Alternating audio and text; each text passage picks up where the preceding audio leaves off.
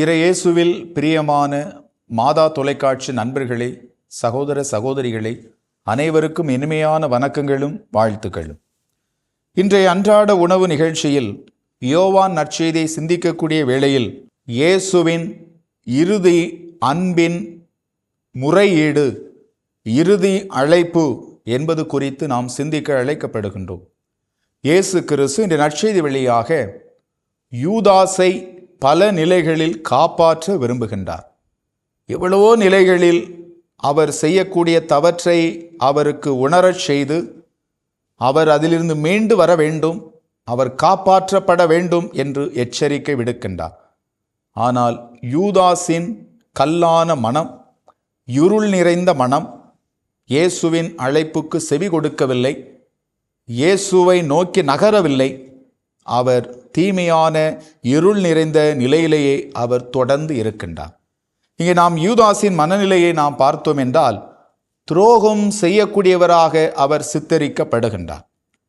அவர் எத்தகைய நிலையில் துரோகம் செய்கின்றார்? அவருடைய துரோகம் மோசமான ஒன்று என்று சொல்லக்கூடிய அளவுக்கு அவர் துரோகம் செய்கின்றார். அவரை குறித்து சொல்லக்கூடிய வேளையில் அவர் ஒரு சிறந்த நடிகர், அவர் பாசாங்கு செய்யக்கூடியவர், உள்ளொன்று வைத்து வெளியே அவர் ஒன்றை பேசக்கூடியவர் என்று அவரை குறித்து சொல்லப்படுகின்றது.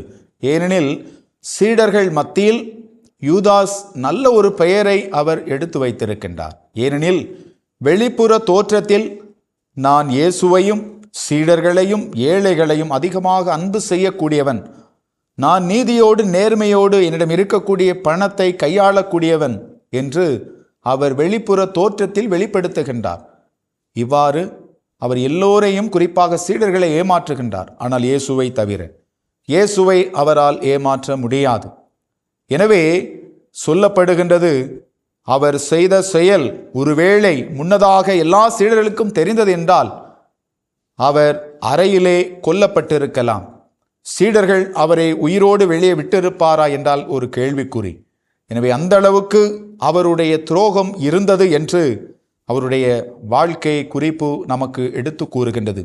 எனவே நாம் இங்கே பார்க்கின்றோம், இயேசுவின் அருகில் அவர் இருந்த அந்த இருக்கை, இயேசு கிறிஸ்து அவருக்கு அப்பத்துண்டை தோய்த்து கொடுக்கக்கூடிய அந்த அடையாளம் எதை நமக்கு உணர்த்துகின்றது என்றால், இயேசு யூதாசோடு நண்பராக ஒரு நட்புறவில் இருக்க விரும்புகின்றார் என்பதை அது உணர்த்துகின்றது. எனவே அது எதனுடைய அடையாளம்? யூதாஸ், உன்னோடு நான் பேச வேண்டும், நீ என்னுடன் வருவாயா, நான் ஒரு சிலவற்றை உன்னிடம் எடுத்து கூற வேண்டும், பேச வேண்டும் என்று நட்பு ரீதியாக அழைப்பு விடுக்கின்றார். அதே வேளையில் அப்பத்துண்டை தோய்த்து கொடுப்பதன் வழியாக இன்னும் அவர் மீது கொண்டிருக்கக்கூடிய அன்பை, நட்பை அவர் வெளிப்படுத்துகின்றார். ஆனால் யூதாஸின் மனம் மாறவில்லை. அவர் இருள் நிறைந்த நிலையிலேயே தொடர்ந்து இருக்கின்றார். இதன் வழியாக ஆண்டவரையும் அவர் தரக்கூடிய அந்த அழைப்பையும் அவர் உணர்ந்து கொள்ளவில்லை.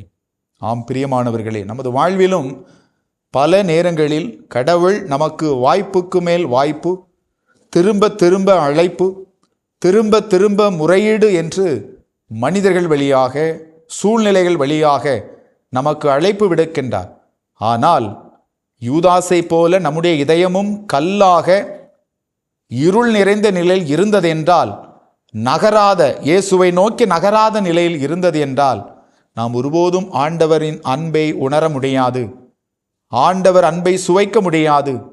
ஆண்டவர் தரக்கூடிய நிலை வாழ்விலிருந்து நம்மையே நாம் இழக்க செய்வோம் என்பதை இது உணர்த்துகின்றது.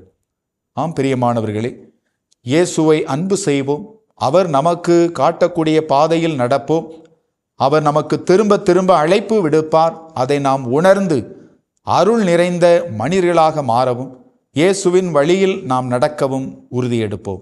இறைவன் என்றென்றும் வாழ்த்து பெறுவாராக. இயேசுவுக்கே புகழ், இயேசுவுக்கே நன்றி. மரியே வாழ்க.